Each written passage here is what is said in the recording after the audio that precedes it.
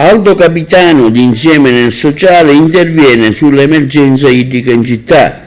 La siccità gradualmente si è presentata ed iniziata almeno da 30 anni. Ciò perché in Sicilia, afferma Capitano, specialmente si sta attuando il processo della desertificazione. Il Sole e il nostro pianeta Terra nei millenni e nei miliardi di anni hanno avuto delle fasi alternate di siccità e pioggia anche devastanti. I due pianeti, come un computer, passando i secoli si resettano. Ma è pur vero, afferma Capitano, che il nostro pianeta, con la marmitta del mondo, che oggi è rappresentata dall'inquinamento prodotto specie in Cina e in altre nazioni, l'uso dei carbon fossili, l'uso del petrolio e dei suoi derivati, la benzina e il gasolio amplificati dall'utilizzo delle auto e delle industrie, producono la moltiplicazione all'ennesima potenza dell'inquinamento atmosferico, fino alla produzione del buco dell'ozono e dell'aumento della temperatura nell'atmosfera, accompagnata dallo scioglimento dei ghiacciai, dei laghi e dei fiumi.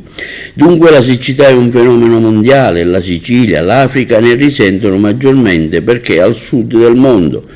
Ciò non giustifica i ritardi della politica internazionale e nazionale, in particolare da noi in Sicilia, afferma Capitano, e ad Agrigento il menefreghismo politico e l'inettitudine hanno aggravato complessivamente il quadro della situazione senza provvedere anticipatamente con opere di compensazione.